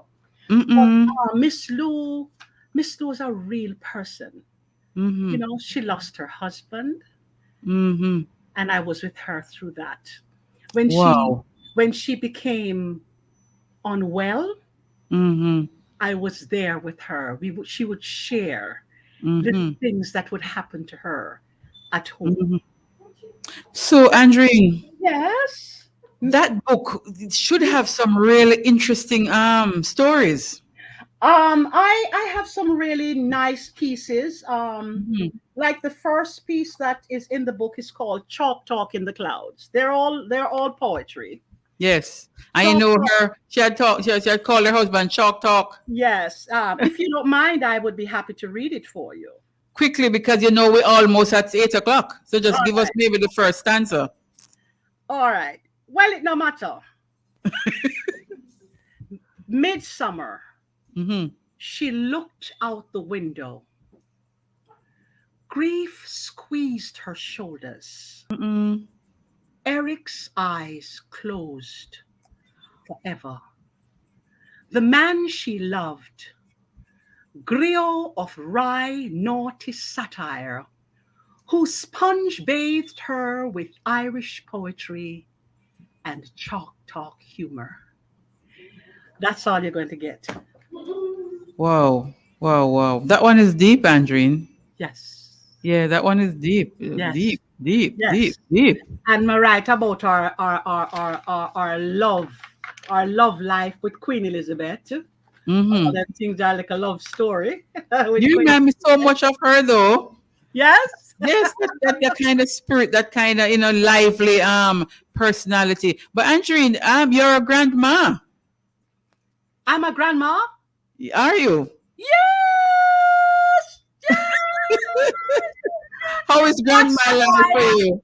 That's why I made peace. I lived in Hollywood for 15 years, Mm-hmm. and that's why I made peace with Hollywood. I had to come home to my daughter, who was having a baby, and my granddaughter. But it was also good for me too, because Mm-hmm.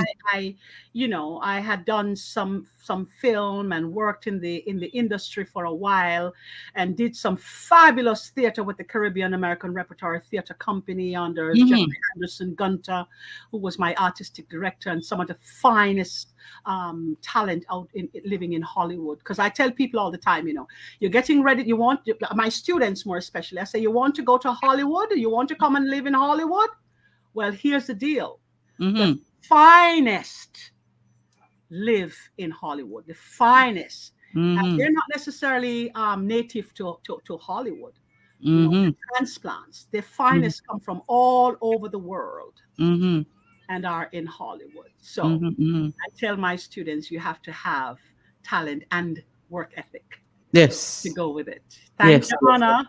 Yes, Yeah, yes, yes, yes. Anna Ford Smith on my shoulder reminded me. Tell them says talent and Talent and work, yes. Yes, Talent and work, talent and work. So you are enjoying your grandma I'm experience. enjoying my grandma-ship. My daughter is now my granddaughter is now she actually she's in college studying psychology. Okay. This is her first year, but she's technically in her third year Okay. because she brought a lot of advanced courses Okay. yes, they call them Yes. AP courses. Yeah. I So see you playing piano too. Not piano, strumming your guitar on Facebook. no, that's the daughter. That's the daughter. That's you, okay, you and your daughter. The granddaughter is about to be playing our piano too, because Oh. guess what she getting for her birthday? She getting a piano. It is So on you its can way. form a band. Yes, and like a girl band. Yes. You can form a band. Andrine, Yes. I can't believe this. What you can't believe. Mikey Smith was my friend, you know. Mikey Smith, can't believe we it. can't believe it. It's 3 minutes to 8 o'clock. True? Yes. Yes. Talk to the people who are listening to you now. Closing, what do you say to them? Those who have that ability to do things, but they're not getting the opportunity. Those who want to realize their dreams, but there is some kind of obstacle in the. Talk to them as we wrap up from Cultural Mix. I say to you, it is all inside of you. Listen. Find time to listen. Go deep within and listen. Listen to your still small voice that tells you who you are. Yep. You are not defined by your circumstances. You are strengthened by your circumstances. And so I would recommend that my teachers recognize the humanity in themselves first, so they can recognize the humanity in their students. Wow. We can do it. Jamaica can do it. Jamaica, you've got some of the finest students that I have been getting in my classrooms. A lot of them have been running away from Jamaica. Our teachers have been running away. But unfortunately, you're not really welcoming the diaspora as much as you could, because here's the deal. I couldn't afford Jamaica. Now I can afford Jamaica. Why wouldn't you want me back? Yeah. Why wouldn't you want us back? The opportunities were not there for us to do certain things. Yes? So why wouldn't you want us back now that we are able to give our love and open our hearts to you? So let me pray and hope that you will open your hearts to us as we work together to celebrate. And I will use the term that my students use, big up our country. Big up. We have a beautiful, beautiful country, rich, the soil rich, the people rich. Let's take care of each other. Let's take care of the culture. Let's preserve it. A good culture we have. Good culture. Andrine Bonner, thank you. Thank you. I would listen to you forever. Thank you. You're awesome. True? Yes, you're awesome. You're awesome. You're awesome. You are awesome too, because you brought out, I would imagine, the best stories out of me. You were able to get them out of me. I don't know where you get all your information from. But you're able to get me to go there. Yes.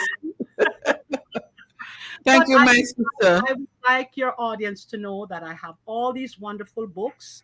Yes. All these wonderful books that are available on Literacy Gateway Institute.com, Literacy Gateway Institute.com.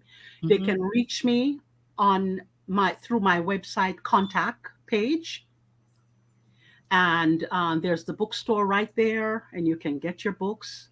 Say We that need to- again. Literacy. Literacy Gateway Institute. Mhm. I am so glad when my supervisor say, Miss Banner, you need to go open your own school. Literacy Gateway Institute. Yes, Literacy Gateway Institute. That's my institute that I teach from now. Okay. And I create books and I create curricula for teachers. teachers Yeah. and students as well. Thank you, Andrine. Thank you so much. All the Thank very best. And we will Thank keep in touch. Such an And awesome person you are. Congratulations on your show. You're doing important work. Thank you, my darling. Thanks for All the very best. Enjoy your weekend. Yes, ma'am. And of course, we'll keep in touch. Thank you. All the best. Andrine Bonner there, ladies and gentlemen, who joined us on Cultural Mix this evening. What a woman, nice. Thank you, Andrine. All the best. People, it's 8 o'clock. We can't believe it. After 8, 2 minutes after 8 o'clock. We thank you so much for being here with us. And we say, have an awesome weekend. Everybody who joined us on Facebook Live, on YouTube, we thank you. We thank you. We thank you always. Come back next week. We have another interesting guest for next week. All the very best. Take care. Bev Moon Child out. Thank you, Julia. All the very best. Take care. 1,000 years, 1,000 years of being. This is Fit FM. Fit FM 96.7. 96.7. Duncan Streloni. Duncan Streloni. Fit FM is owned and operated by Communist Company Limited, located in